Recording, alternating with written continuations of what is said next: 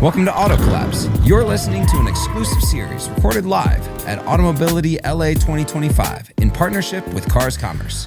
All right, out here at Automobility LA at the LA Auto Show, and I'm hanging out with a new friend that I've just met, Luis Brizuela, and he's the director of the Americas of JATO. First of all, we've got an acronym there, so you're going to need to give us the acronym, and then tell us a little bit about what JATO is after and how you're serving the automotive industry. Thank you, Kyle. It's a pleasure being over here. You guys rock it all the way. I've been listening to you for quite a while, so very happy to be over here. Thanks for hosting us. Yeah, our pleasure. JATO, we work around the auto industry. We're a trustable, reliable source of information for providing competitive advantage in the market. What we do is we provide specifications for the auto industry, prices, incentives, and so many other things. It is such a pleasure to work in the auto industry because what we do is we tend to get competitive intelligence out there so that OEMs, retailers, dealers can take better, smarter decisions in such an evolving and a fast market in which we're currently at. Yeah, I mean, at this point, there's no shortage of information to try and pay attention to, from electrification to AI to the changes in vehicle software and the updates that are coming so regularly because vehicles are becoming big pieces of software that run around, right? Can you talk a little bit about, let's start with electrification and some of the things that you're seeing that are broader trends across the industry right now when it comes to electric vehicles and battery? Yeah, well, there's a lot going on, and starting from materials with which batteries are being built. There's a plethora right now of new materials that OEMs are trying to find out how to use in a more efficient, in a better way, so that it could also turn out to be cost effective. Yeah. There's also other things like, for example, charging on the go. Oh, we've started to see these roads come up, right? Where you've got charging underneath of them. It's incredible. That's right. Of course, that's also driving performance. That's also driving efficiency in the vehicles.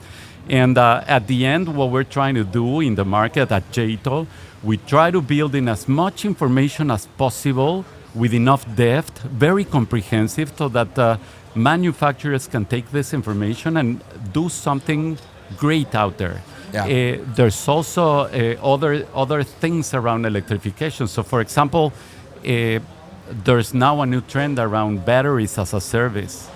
So swapping batteries. Yep. Instead of waiting up for the amount of time it takes to charge them from 0 to 80% of a battery, now you just go to a station in which the battery is changed. So that is something that we're going to be seeing We're soon. Seeing that a lot in the Chinese market. Are you seeing that in other markets starting to take hold or starting to become, startups starting to think about that? There's lots of learnings out there. And the markets in which I have been working around for the past few years have been teaching us on what are the Chinese makes doing. Yeah. So we need to watch it very closely. Just to give you an example, in Europe, penetration of Chinese makes doesn't get even further down 10%.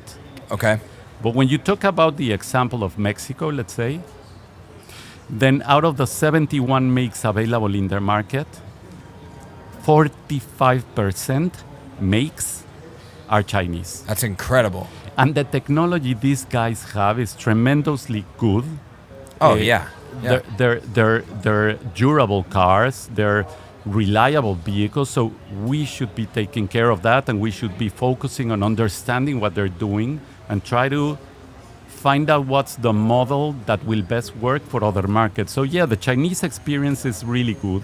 Yeah. We need to understand it at large, and we need to see how is it going to evolve in other markets. How are you seeing, there's been a lot of research done around the R&D cycle of the Chinese market. And when you're thinking about like vehicle specifications and the ability to manufacture in a competitive market, the American-made manufacturers are seeing these 3 to 4 year R&D cycles, whereas the Chinese R&D cycle is anywhere between 12 and 18 months. What details are you leaning into right now that are giving access to manufacturers that maybe don't understand how to R&D and turn into productization that quick? That's right. The ability to do that so they can stay competitive. Yeah.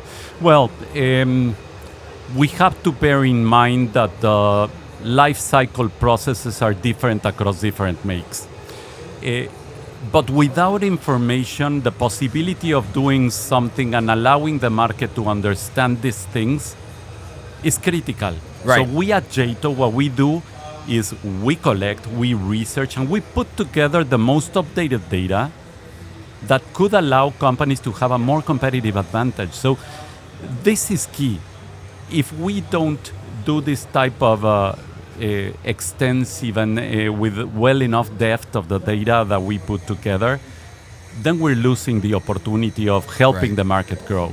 Yeah. So we believe that this is something that's going to change the way research and development markets work along. Because nowadays, product planning is the one that develops more or less the vehicles that are going to be sold outside. Right.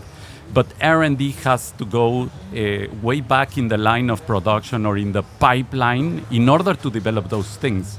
So we should keep close contact with them, and we should be working along with the whole R&D departments in order to do that. Absolutely. One of the things that and the groups that we talk to a lot is the dealer and the retail network. As the age of AI or big data is coming, dealers are thinking a lot more about what is the data that I need to make critical decisions, give critical communication to my customers, and enable my employees to have the most up-to-date information about the market. How are you seeing dealers and their employees access the data that you have in order to serve the end user most accurately? Well, we have to think of sales reps and people out in the dealerships as people who is capable of engaging with a potential consumer. Yep. But you cannot understand that thinking process in the back of a consumer if you don't have reliable data.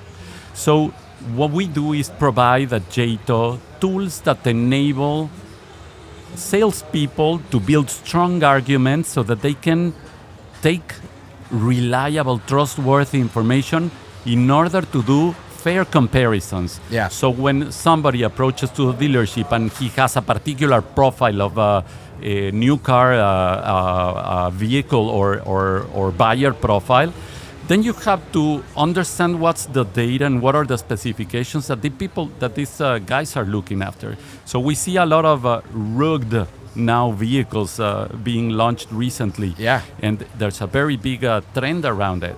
But we should try to understand what's inside of and what's making the big difference, so that at the retail level, JATO is capable of providing those insights to engage stronger conversations and build stronger arguments so that they can take a better decision and a smarter decision. So that's what we do, basically. That's amazing. You know, I love whenever we get kind of like the root level data that allows the experience to live on top of it, whether it be at the manufacturer or the retail level. So thanks for sharing with us a bit more about what JATO does and how you're seeing the market move and the trends, and also how you serve the entire auto industry. Luis, thanks for joining us today. Thank you so much. Thank you so much. It's a pleasure. Yeah. Thank you for listening to this LA Auto Show session brought to you by Cars Commerce. At More Than Cars, we are obsessed with uniting people around one big idea: to make retail auto an industry that people fight to join.